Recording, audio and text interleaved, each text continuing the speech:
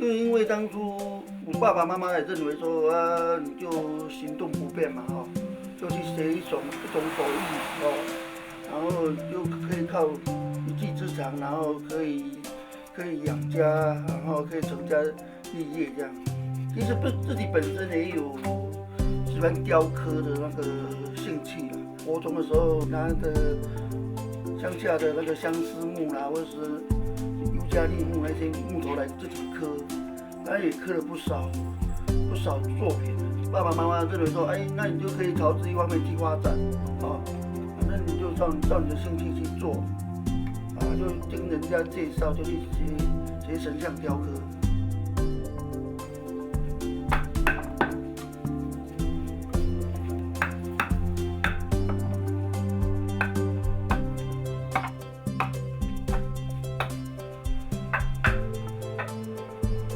构图比如说它一个神像，搭配其他的，比如说它还有它站的那个这一块的，它站在一个岩石上面，把这个岩石的那个形状出来之后，也要有一棵树，一棵杨柳树这样，然后在树底下还有一些钟馗嘛，钟馗又有一个小鬼这样，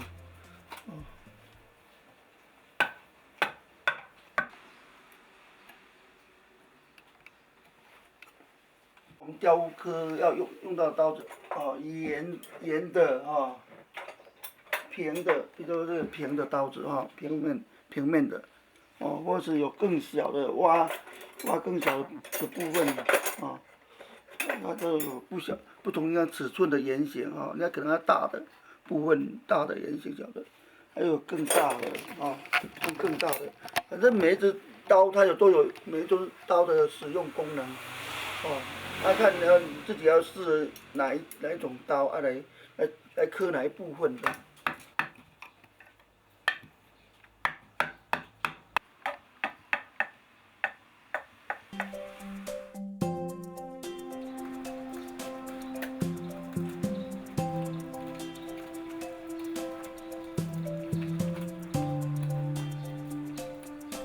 我主要就要有耐心去做，因为有时候一坐下来可能要蛮长的时间，可能你就要花掉一天10几个小时坐在这边这样。一般人定做的大概就是说他要固定哪一种那个造型要做什么用途的你像钟馗他是做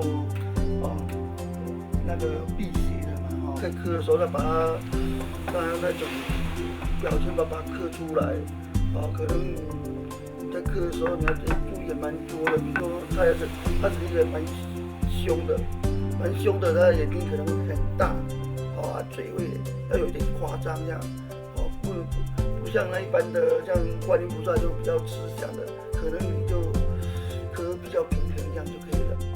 观音菩萨在我们观音区这里的算是一个地方神了。国民政府来台之后才改为观音像。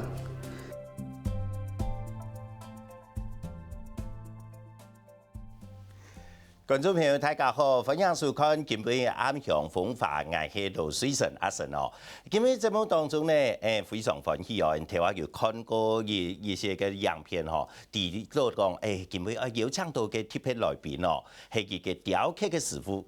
韓國有呢一個雕刻師傅係當有名其中專門係雕刻嘅神像嘅林先來林太哥佢嘅人生嘅成長嘅過程看到佢確實係冇簡單，同一般人來講愛個較辛苦來成長因為佢嘅成長過程細漢嘅時間都感染到小兒麻痹所以佢嘅成長過程特別冇強樣，所以呢今日邀請到嘅林先來林太哥呢來到節目當中同大家來分享佢嘅人生觀，來分享到林先來林太哥好。大家好，林太公講我記得我看過嘅介紹以後，啲講應該2岁懂 C 号那时间很小的时候哦，然后就感染了这个小儿麻痹。这个过程当中哈，其实成长的过程跟一般的小朋友是不一样的。然后是怎么样的一个原动力，让你后来勇敢坚强的站起来呢？那时候我刚好就不到2岁，然后那时候刚好流行那个小儿麻痹症，好，那时候自己那时候是会走路的，流行小儿麻痹之后，经过多方的去求医，然后就没有医好，好，然后就变成说在地上爬，爬到大概要读书的时候，那才有去，父母才有去做拐杖，让我撑着拐杖走路，然后去读书这样。读书的时候就怕一些同学啊，他们就会指指点点的然后会对我们嘲笑这样。那时候几乎都是，人家下课的话，几乎都躲在教室里面。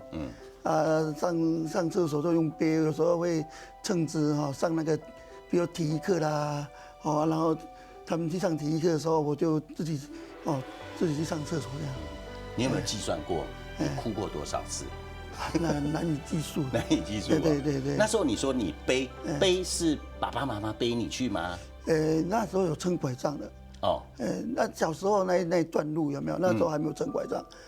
如果要去做什么的话，可能就是用爸爸妈妈背我去这样。到读书了，就会用木头，用简单的木头去做成那个支撑的那个拐杖，让你这样撑着拐杖去读书这样。回想那个过程有没有觉得很感慨？然后，但是现在看到你的成就其实很令人意外然后自己那个感觉是怎么样？以前读书，我几乎从国小到国中，那一段那个成绩单的评语就是沉默寡言4个字，9年跟着我。因为那时候为什么是沉默寡言？就是好像比较自卑，不讲话这样。现在不一样，因为现在就自从那时候结婚之后，还有在学雕刻这一段过程，碰到雕刻师傅，他人也是很开朗的人，然后我老婆也是很开朗的人。然后接着就走入学校，走入社会去做一些童玩的教育工作，这样。可是那个时候会不会心态上感觉我的兄弟姐妹拢好好啊，爱这个很模糊，该不比高嘛？会不会比较心理？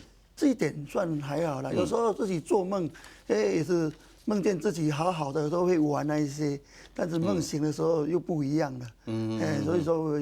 也是会有啦，也是会有，但是不会去怪爸爸妈妈这样，因为他毕竟很辛苦把我们养大，就不会去怪他们。但是他也是到处去求医生啊，到处去，人家有报他说哪里有什么医生很好，有什么药可以吃，他到处去，他从来没有放弃我这样。对。你刚刚提到求好的歌场。欣赏9年让下界沉默寡言沉默寡言按老梅很样板喊过来，这个转折点懂冲给我，因为那人那个意志消沉的时候会越往谷底走，可是你怎么样用那个坚强的意志走过来？因为从小就喜欢画图啦。然后喜欢雕刻，自己会去拿刀子啊，拿木头自己去雕。那亲戚朋友看到我自己的作品之后，他们就会很欣赏，就会夸赞几句话对自己也蛮有那种启发了。后来就国中毕业，想说学一技之长，然后就到一个雕刻师傅那去学。雕刻师傅他人很乐观，就把我带出来，比较开朗这样。那个时候为什么您读到国中毕业以后，要想去学习嘅雕刻嘅技艺？因为自己就行动不方便，爸爸妈妈也认为说你倒不如去学的一技之长，将来的话你才有办法成家立业这样。后续的歌场会懂辛苦嘛？会不会很辛苦？当然很辛苦。那过程中就有一些辛酸啦，就。因为学一件东西，毕竟不是说那么简单就能够学会，过程中也经过蛮多的挫折。比如说因为你在做这个东西，就算一种粗活，拿刀子、拿木锤，有时候会锤到说整个手会痛，有时候会刀子的时候会伤到手，然后譬如说。我们在学习的当中也有一些师兄弟嘛，师兄弟的话，他们也会因为工作上面的东西会互相有一种排挤一样，然后你就会觉得有那种挫折感这样，那时候曾经也想放弃，但是我师傅他就会一直鼓励你，然后就一路走来，就把整个雕刻成像那个过程有没有，整个把它学成，把它完成这样。会不会是因为那个过程当中，你也是因为小儿麻痹的患者，所以其他的同事或是师爷土地妈弄迄脚真手啊，是不是因为这样的关系，你也有一些的自卑感？应该也有了，应该那时候也有自卑感嘛，就是说就人家都常人嘛，我们自己可能就会多一点去学习，比如说比人更花多一点时间去学习呀。也许会造成一些人看在眼里，也许就有一种不一样的想法。然后当时的薪水大概是多少呢？我刚开始学那时候1个月才300块而已。300块，对，1个月300块。300块有拉省饭吗？有够生活吗？但是那时候都还有可以把它省下来了。因为吃老板，睡老板娘没有错提供的睡老板娘没有，睡老板娘提供的那个宿舍啦。对了，那时候睡也是很辛苦啊，坐在那个我们工作桌上，整个把它弄一块板子，就睡在那个工作桌上面。常常在工作上面跌下来啊。爱听。对，好像雕刻师傅都会有一个，也是木板做的桌子，对。然后铺上一块那个板子，就是上面睡觉。晚上就这样睡。对，然后起来的时候就把它收起来这样。就这样睡觉，然后度过了3年多这样。古所对于嘅成功者来讲，确实係無咁簡單哦。其實呢，佢付出當多嘅心力以後，才會成功。一般人看到攏係一人哦，非常嘅風光，非常嘅成功。大家呢，攏看到佢本人感覺到歡喜嘅一面。不過呢，其實佢付出嘅過程係當辛苦嘅。到底臨先來臨泰國，佢係樣板成功。佢學習嘅過程，學習幾久，爭到地成為嘅雕刻嘅師傅呢？等下學訓以後，再過來講。第一，一定要先磨性子。剛開始學的時候，他不會說直接讓你雕刻、掃地啦、擦窗戶啦那一些性子，穩定之後，才讓你學習雕刻。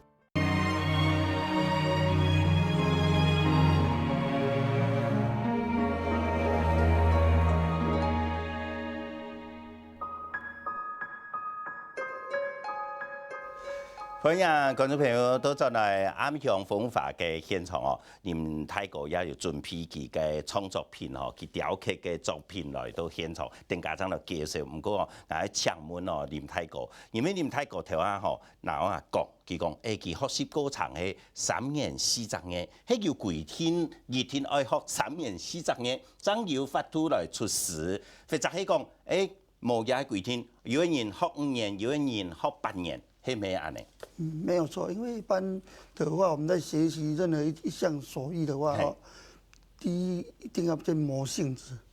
剛開始學的時候，他不會說直接讓你雕刻，他可以從那個，比如說掃地啦、擦窗戶啦那一些先讓你的性子穩定之後，再讓你學習雕刻。不然學習一個雕刻一個師傅，他也很辛苦，他要教你技藝的時候，你學沒有2、3個月你就不學了，他可能就會前功盡棄，他可能會向你把你性子磨好了之後，你就適合再繼續下去的話，所以說這個過程中，他就會可能就你要先從磨什麼磨平啊，磨什麼開始，然後再開始教你磨刀啊，先把你的性子有沒有？穩定下來。初期來講，初期嘅訓練唔計耐心都錯嘅。對，沒錯。個訓練唔講3年4十年，佢佔嘅時間來講係幾長嘅？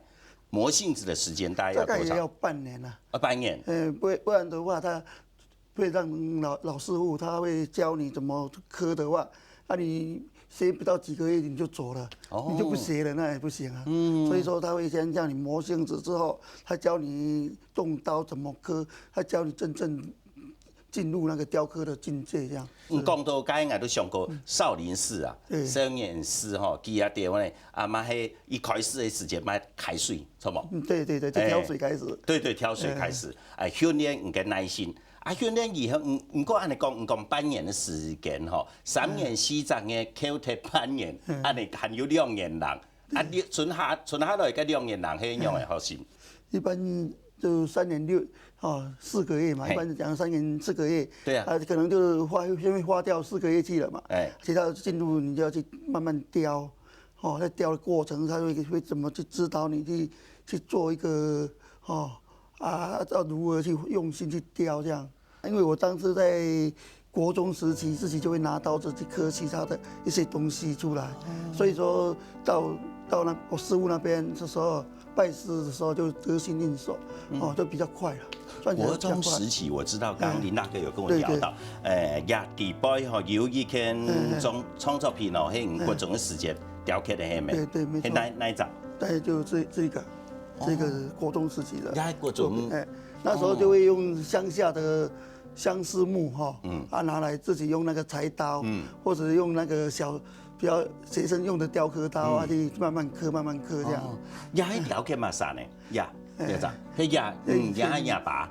你爸爸不，之前就那时候很流行李小龙啦、亚兰德伦那一些影片，就刻那一。所以你刻的是李小龙？对啊，你看那李小龙。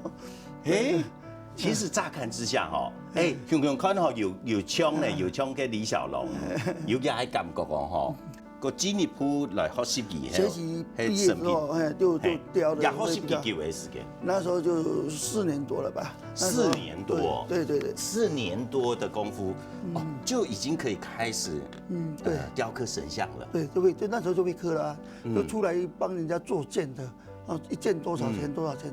那论件的话就比较好了，月薪就很高了。该当时你说月薪很高，对，一个月大概可以领多少？那时候月薪那时30几年前，那时候就3万多块了，有时候会赶到3更半夜，那时候工作量很大。工作量，一年要工作几多点？有时候一大早7点多起来，就做到晚上11、2点也曾经过啊。所以讲赚钱赚到慢慢改，就这样。不过雕刻个神像个神韵很样板来参考，看图片吗？也样板。它有一定的想象吗？它有一定的啦，比如说关公他是很威武的他很凶的。土地公就比较慈祥啦，像观音菩萨就比较慈悲。我们要抓他的那个性质这样。所以每个人特色雕刻出来嘅创作品拢无共样，神韵拢无共样，对。没有错。样板应该夫妻一定要斜的胡须。不一定，胡须有的是另外再接上去的，这个直接刻的。是直接刻的，又是另外接上去跟直接刻有什么差异？不一样，有嘛该差别？直接刻的就比较困难，它还要留，把它刻出来如果另外接上去，只刻脸就好了，然后脸上挖洞再接胡须这样。也係4年咧過來看到唔知觀眾朋友大家有發現講個林太國嘅樹棍貼喺個厝啊。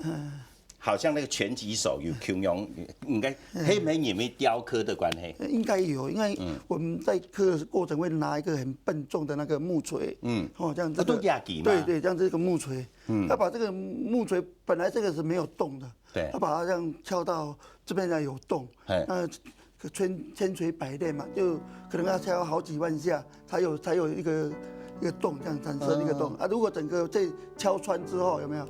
就整个。再换掉。传过去以后再换新的都出来。对，换新的木锤。样板冇用铁做的喏。铁的会损害到刀子，因为我们刀子是铁的，铁碰铁那个刀子容易磨损掉、敲坏掉。像压机跟木锤考几多摆咪通常来讲，你经验来讲，几多年才会换一机？一般的话，可能就工作量大的话，天天在刻，可能就半年就要换一只了。半年哦。对对啊，如果工作量没有那么多，可能1年2年换一只也有。按讲也我看到也的也系钟馗嘛吼。这个达摩，达摩对达摩，达摩祖师。对达摩祖师。达摩祖师佢也系哪个时间来雕刻的？这前几年刻的，还没有刻完成了，还没有刻完成就还没有，就大概用刀子，来动刀。先雏形，对对，先把形状刻出来这样。雕刻嘅技巧来讲，都会先做出一个雏形。对对，人来再个来绣，慢慢来绣，慢慢再去绣，慢慢绣吼。听我讲吼，我看到有带了现场的这工具吼，该动作该都带用板来使用咯。一般我们刀子就有很多种，它是平面的，还有尖的，像这尖的部分，还有圆弧形的圆弧形的，大概这几种，但是它们都有大小只啊，不单单说是圆弧，它圆弧有大的小的。圆弧圆形的部分，那还一对对对，还有尖的尖的部分。假咩？对。压动力呢？对对对，哇，好利哦！对，很利。要小心这个是平面的。平面。对，有平面3种有3种其他各大小只这样都有。大小只都有。对。所以大小只是因为要配合它的凹槽，对对，以为较沉嘛比较宽面的地方就用大的。比较窄的、比较小的面积都用小的，比较平面的，你看那只平面那么大，这只有平面的，对对，它大小，它有尺寸，一个尺寸一个尺寸，大概有10几种尺寸。有10几种哈。对。家种的工具有一天的规格嘛，规格。都有啊。都有。都有。所以如果去工具行买就买得到。对，还买几寸宽的刀子。对。其敲的时间嘛有个力量有大有小啦。对对对。你做的都是了搞矮嘛。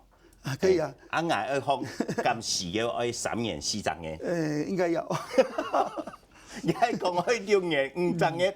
對對對。你研水嘅太時間來學都研慢錯嘛？對慢，一般領悟力沒有不夠，一般小時候來寫的話比較好。因為他比較有領悟力，就好像學習語言一樣啊，要從小時候來寫。所以我肯定我也係跟研水了，付唔差嚟。應該來不及。純粹興趣就可以了。興趣就可以哦。對對對。你唔望搞硬，都來用辦法考好冇？係啊，馬上學一下。馬啲講槍模槍3分樣啦。對。像不像3分樣？通常來講哪一個可以讓我敲敲打打？可以，看你，比如說你這邊要把它敲比較，你就可以用這個來做一個補佐。這就敲，我就不用用力了，不用你用手的話就很用力，用這個球子敲就。硬拿可能。對。也個木材非常的重呢。對，很重呢。也拿叫難怪應該數按有啲。可能有1-2斤有啊。可能唔止哦。唔止啊，可能有3斤啦。3斤啦。按你就。硬數很手鐲。好，這樣。按你敲。對，敲下去，對。哎呦，真的會。刀子要拿得穩，不能有偏掉，對。等一下，我敲一下就有那個成就感。成就感出來了。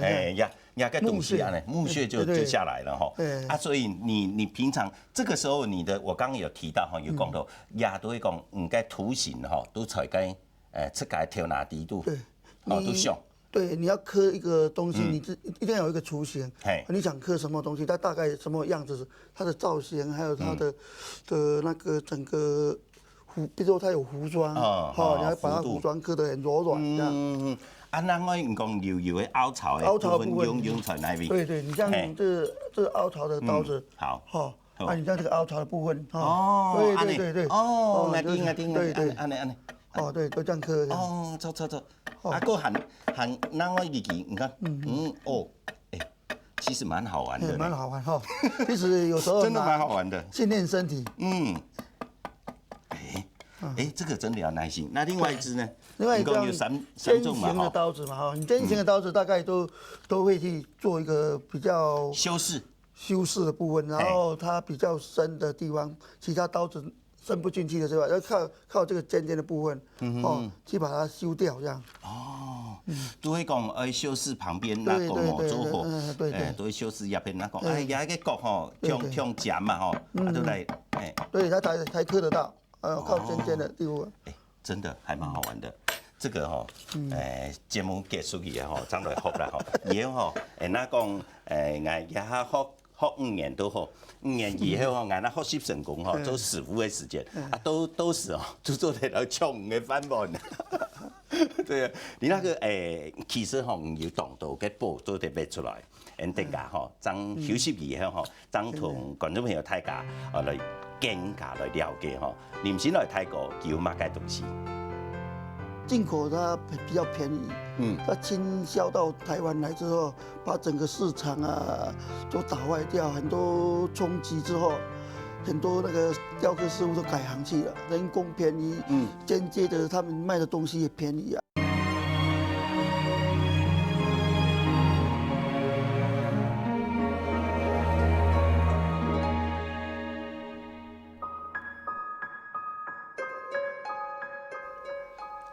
欢迎观众朋友都进来安祥风华嘅节目嘅现场吼，继续呢，我哋请嘅林先来林太哥吼，同大家嚟讲吼，其实呢，Andy 呢林先来林太哥吼，佢学习嘅过程吼，当家都学习以后吼，3年4年以后，佢都出家来准备我哋开店。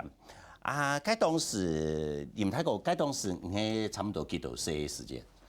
那时候大概25岁的时候，自己自立门户，就自己开店。很后生哦，20岁都自家开店嘛。对，那时候在我们街上开店，算是很年轻的人。对。不过该当时吼，我今年吼，很动年强啦吼，差不多50左右啦吼，50岁。该当时1980年代的时间哦，20岁哦，该当时我哋天窗动到该桃园嘛吼，桃园天气有动到该神商店系咪？当初那个桃园市部分那市区，那时候在市区里面大概就是30几家以上。那时候很盛行，30人动到呢。对，那时候大概30几家的雕刻店，神像雕刻店。然后我回到我们观音区开店的时候，然后那时候很盛行。那时候就会忙不过来。为什么会有那么多家？当然生意好，才有那么多家。对。所以全省嘅时间吼，有30人间哦。对。大家生意拢动。光是桃园市区啊。桃园市该当时嘛喺桃园在开店嘛。对，我在那边学雕刻的。有想过头前有同大家来讲过吼，一整年做师傅的时间，还忙出家开店的时间，一整年收入3、4万块。对。出家开店以后，一整年收入有几多？那时候当然会更好了，自己开店，所有利润自己赚嘛。可是那时候很忙啊，一样，你也要从早忙到晚，可能就一个月要刻神像，大概要刻20几尊啊，一个月啊。一尊来讲，工资赚几多工钱？那时候一个大概要2、3千块也有了。安尼外地一整年有几多收入呗？你讲3000块，20尊吼。都6万块了吼，应该有了。6万栋太远呢，还好自己开店嘛，自己开店还要扣除那个成本啊。廿几年吼，我去桃园看东少啊，该雕刻店啦、神像店东少啊，样板要按年转变咯。大概都是一些进口的，因为进口它比较便宜。它倾销到台湾来之后，把整个市场啊都打坏掉，很多冲击之后。很多那个雕刻师傅都改行去了。你讲进口係從哪位進口咯？係泰國、越南？越南、大陸都有，泰國那邊都有。那它很便宜，他们人工便宜，间接的他们卖的东西也便宜啊。它价格大概差我们台湾的雕刻作品大概应该都有4、5倍，差价的4、5倍。他们可能2000块都可以买得到，我们这边可能要1万多块这样。哦，安尼都无法度统计到了竞争啦。对，没有办法。因为家私价就按便宜啊。对呀。嘿啊，唔讲听我讲，雕刻师傅的部分吼，大家拢转行，拢无做雕刻的，拢去做乜改？改行了，就渐渐就改行掉了。没有在做了。现在就剩很少。像我当初我也有10几个师兄弟啊。现在好像有一个，只有剩下一个在台南自己做。他自己的家里面，他有办法生存，不用去租房子啊。像我也自己有自己的房子，也不用去租房子，才有办法生存下来。如果你要靠租房子，光租金给人，你就没有办法生存了。该当时20年差不多雕刻20尊左右，也下呢，也下20年做得做几多尊？剩下没有几尊了，可能就2、3尊自己要雕的，其他都卖现成的。雕刻咧拢迄细尊的，也太尊，有迄个庙啊，当太尊嘅神像，有雕刻过吗？都有。都有。跟客人现在大尊的大概都用进口的，因为进口便宜啊，差好几十万啊。一尊都差好几十万。太尊的，以前的雕刻来讲吼，太尊的，雕刻一尊要几多钱？当初的时候大概有一尊大概5、6万块而已。现在以现在价格，现在一尊可能要涨到20几万了。因为工资高嘛。高，然后木头价钱也高。成本高。对，成本高。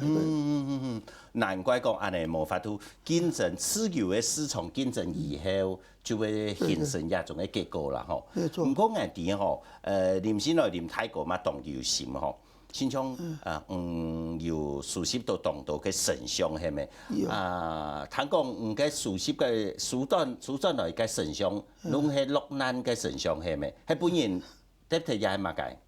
但是一般人家不要拜的。當初有不要拜的神明，有的是亂丟，比如丟到河邊啊，或者丟到海邊啊，現在都大概都會找專門處理的來處理這些不要拜的神明。最多嘅時間係唔係人得睇嘅時間吼？雕刻最多係我哋上講非常係咪大家都最盛行嘅當時動到人雕刻過睇嘅時期以後吼，都動到人得睇係咪啊呢？沒有錯，那大家正豐盛的時候，那很多會去求神嘛。求神的話，他就沒有種就把神明對神明啊破壞啦那一些。那時候就很多斷手斷腳的神像，然後被丟到路邊什麼的，很多那時候。然後會在海邊，甚至有人在海邊撿到啦，大家到河邊撿到神像。然後會拿到我那邊去我整個都把它收集起來，有的甚至去做一個修補的動作。聽講出價也吼木卡嘅熟悉嘅神像大約有幾多？現在大概有1萬多尊了吧。很多，你看也喺相片當中吼都在看到，也攏係落難嘅神像係啊。人家不要拜的，被遺棄的。也朝前很親像係三太子係啊。沒錯，要三太子。唔聽我講，木卡不用萬個尊，個木卡吉泰，木卡可能動態哦。我除了我現在開店那個店有4樓嘛，1到4樓都是透天的。對，都給神明住啊，1到4樓。哈？你愛帶那位？另外住一個家了，另外住一個住家那邊。其他還有租了2個倉庫來放。安尼不得了呢！應該節目播出以後吼，安尼以後大家都請安公那邊總價都變到2萬尊、3萬尊咯。會很快了。有時候一天處理起來，一天有400、500尊了。像當初在那個我們桃園市區處理一樣，在5樓上面開神壇的，一次處理大概700尊左右。因為光那一次就700尊了。很多哦。很多。哇！所以唔該，講愛來計算吼，馬薩嘅木卡神明神像貼喺度吼，可能吼也全台灣吼貼喺度嘅都係林先來林泰國。不敢。各種嘅神明攏有嘛吼。有各種神明都有。攏有吼。好，安尼有機會吼，希望大家做嚟來參觀一下吼，來看下林泰國到底幾木卡神像有乜嘅神像吼。其實韓國有開放認養嘛，所以講唔嗱講搶到咗你敢做的？有人來買舊神像，現在蠻流行買舊神像。對，會整理過。會整理過啦。幫他洗澡，洗好了之後還修補。哦，对。然后修补完以后，然后用合理的价格卖出去就对，比较便宜的啦。啊，你妈唔会买吼，其实呢，落咱的神像太监啊，做得来输流起来吼，嘛系做善事啦吼。休息以后，等下呢，来请问林先生林太哥，到底吼，像其他神像以后安样安排佢嘅后路啦吼。另外呢，佢有乜嘅想法以後，有乜嘅想去做嘅事情，休息以後再個轉啦。小孩子都还好啦，都不会有坏习惯啊，或者叛逆啦、那一种，他们蛮有艺术细胞的啦。但是要接这一方面的，可能就要等他们沉淀的时候，或者年纪比较大的时候，他可能才会说啊，来接我这一行啊。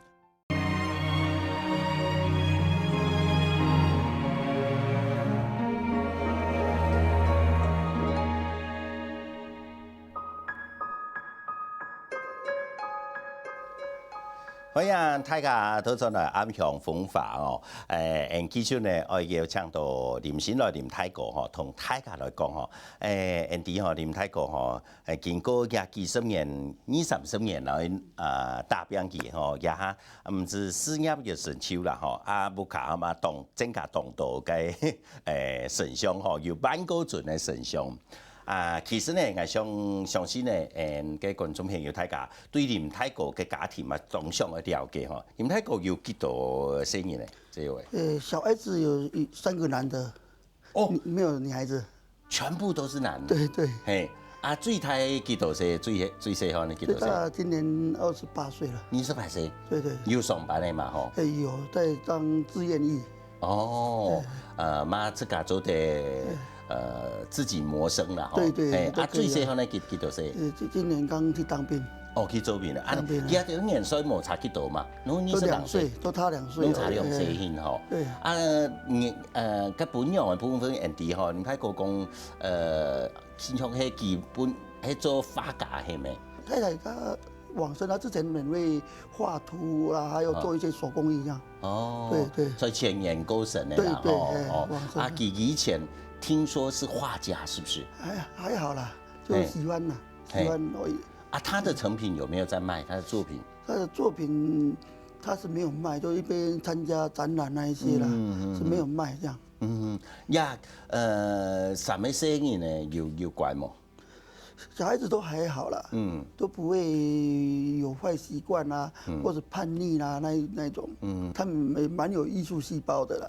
但是要接這一方面的，可能就要等他們沉澱的時候，或者年紀比較大的時候，他可能才會說啊，來接我這一行啦。你們那個不用過身也太受過身以後哈，你嘅衷心哈，親像攏。標出嘅神像檔吼，聽我有講過，嘅神像有萬個尊，乜嘅神明都有。對，因為神像太多了，神像其實幾乎各種神像啊，大概也有1000多種不一樣的神像。但是有的都會重複了。你像我觀音菩薩大概也有500-600尊啊，大小不同材質做的觀音菩薩，還有那個土地公啊，也有500-600尊以上啊。像關公啊、媽祖婆啊、三太子那些，都好幾百尊以上啦，都會有重複啦。唔講重複嘅1000人尊嘅神像地位吼，有個神明冇熟悉嘅冇，不知道叫什麼神明。一般有很多很蠻特殊的神像，有一些神像就是地獄，比如他那種地方的神明，可能地方的神明，對地方的神明，我們有的時候會不曉得，有時候要去問一下，他如果請來不要拜的時候，我們會問說你這個大概什麼神啊？我們才知道說，那個是什麼神？你像那個廖天丁嘛，對不對？就淡水巴黎那邊的神像，別的地方就沒有，就是那邊才有。如果他請過來，我們要問到這是什麼神，他會跟我們講。像這個神明，神像咁要講因為可能馬個神拜馬個香，拜馬個小馬個金都冇共用嘛。有燒什麼金拜什麼香，好像都不太一樣。你怎麼來管理暗多啊？其實那金子咁攏愛使用，等於有。不退神退掉的就沒有沒有拜了啊，有沒有退神的就要拜所以講嘅退神係愛進行到一般嘅儀式係。對。如果要退尊神，一般我們都會依照那個主人家他的生辰八字，然後配合日子，然後就幫他看一個好日子可以退神，讓神明這樣同意退駕，對退駕，然後同意回去回去天庭，對，然後就把它退掉這樣。那講判過嘅退神嘅儀式以後，都做唔得，都做得唔是拜都錯。就不用拜了，就等於一件藝術品，我就把它當做藝術品，把它陳列起來，這樣不要亂丟了就把它陳列在我那個家裡面啦，我就用架子給它放這樣。你們講對神明可能神像較了解吼，我請問伊個個人的問題，我個朋友的不卡啊，有個一陣係玉，它應該是發光石，可能是用模型做的觀音，唔過佢冇開光點眼，他沒有開光點眼，呢時節佢要用辦來處理，因為錢該付住。前屋主留下來的，他要怎麼處理？一般這個沒有拜過，有拜過，都要有一種退神的儀式來處理啦。因為你沒有拜過，也怕說有一些神在自然間就會去附身，會附身。無論是正神還是邪神都好，也要經過那個退神的儀式來把它幫他退掉。好。所以木卡拜拜都做得講，來按用板退神，該按用板拜，有沒有什麼口訣？我們就現在是屬於專業性質嘛我們會幫他看日子，然後依照那個日子，然後買那個比如說水果啦、樹果之類的東西，還有金紙嘛、金紙那一些來拜，然後再跋杯。同意之後，把背的時候，就可以幫他退。如果不同意的話，我們也沒有辦法幫他退啊。就沒辦法。對，也係民間嘅風俗啦，民間風俗咯。所以呢，咱有問題其實我個朋友可能喺度搶門度啉太過真啲嘅啦，都做樣板來推神啦。林太個辦嗰陣呢個神像，未來有乜嘅計劃冇？一樣嘅安排，一樣嘅規劃。也係神像嘅部分做唔得講唔該事前就攏搬個神明神像來帶啊。現在除了那些神像，有的人會過來幫我買舊神像。現在買舊神像的人會比較多，因為現在神像在台灣價格跟進口的價格，它也飆漲了。進口可能原先是大概就2000塊買得到，現在也要大概1萬塊了。所以說他們反過來。有一些人要神像，他會過來買舊神像，再重新開光這樣，買回去，買回去開光之後再供奉，因為神像是沒有關係，拜過的話，人家不會忌諱所以而家辦嗰陣的神像都重新的整理過嘛？對，整理一下。全部整理過了嗎？對，有清洗，這樣就陸陸續續就找人在清洗。然後如果有一些龜裂部分，再做一個修補，這樣。如果有人來，他會挑嘛，那些人會挑他喜歡的，跟他有緣的。然後再幫他整理過，再重新開光拿回去。做得重新來拜啦出街有計劃講開個博物館冇？博物館。之前有在想說，如果有地方的話，因為有太多神像，如果有地方的話，開一個有主題性的嘛。比如說觀音菩薩就開觀音菩薩的一個博物館。因為有主題，台灣有講觀音菩薩的部分有500-600尊係500-600尊有觀音菩薩就500-600尊了。陸陸續續一直增加了。最近就沒有再去跟他算一下。之前好幾年前有跟他算，大概500-600尊了。有沒有每一尊都把它編好？之前有編好，到後來沒有辦法編，一下回來就700尊多尊，那100尊，後來就沒有這時間去編好了。我想你會不會計劃說，沒關係，現在如果說我們應該觀眾朋友大家看過以後想去參觀。参观个？有蛮多人，蛮多人会来参观，像那个拍电影的那个《Vanga》那部电影，它里面的神像都跟我借的。哦，还有《流浪神狗人》那一部电影的里面的那个道具啊，神桌啦、香炉啦那些都要跟我借啊。就出租他们。哦，这神像也可以出租。啊嘛，做对出租。对对。动有神力嘅眼光呢，吼，很有生意的头脑。该安尼，其实也安尼，比以前做雕刻较好，属于较高嘛。算多元啦。人家这不要遗弃的神像啊，然后我们让它重生，让神像重生之后，又让人家去供奉，这也是道德一件啊。积阴德吧。有个这个赚钱，有个做地老骗人来帮忙。对对。嘛系同好吼。同好啊。所以以后那讲要침到地方，都会做个破不干系啊。可能就利用一些公部门的一个闲置空间来做了。你像我们观音乡就有蛮多的闲置空间，就像以前的旧乡公所嘛，还有旧的代表会，还有户政事务所、旧的卫生所都闲置在那边啦。其实就跟公部门，让公部门能够协助的话，我们有东西就可以在那边做一个展示。之前有文化局也下来看过了，我们桃园那个文化局他也有过来看过，也想说要跟乡公所这边沟通，因为那个毕竟它是要长长久久的事情，不是说几个月展示就好了，那是要做一个长期的规划啦吼。因希望哦，林时哦，林太国佢嘅愿望同嘅想法吼，都做对嚟实现啦吼。佢嘅观音期也喺桃园边度桃园市嘛吼，观音期嘅区公所吼，那做嚟提供到一个太嘅场所吼，都嚟表演嘅神像，安尼大家吼都有机会来参观到嘅林太国佢熟悉到嘅万高尊嘅神像，係無簡單嘅，實在有樣哦。台灣最多神像嘅人哦，有可能係林先來林太國。好，基本呢，因為時間嘅關係哦，呢訪問來到也吼，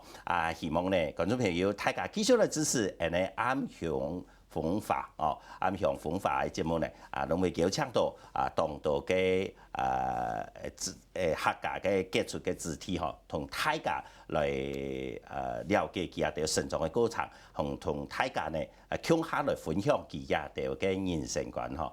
今日非常感謝到林先來林太國感謝哦，希望唔該願望做啲實現，做日來實現，感謝，師傅，謝謝。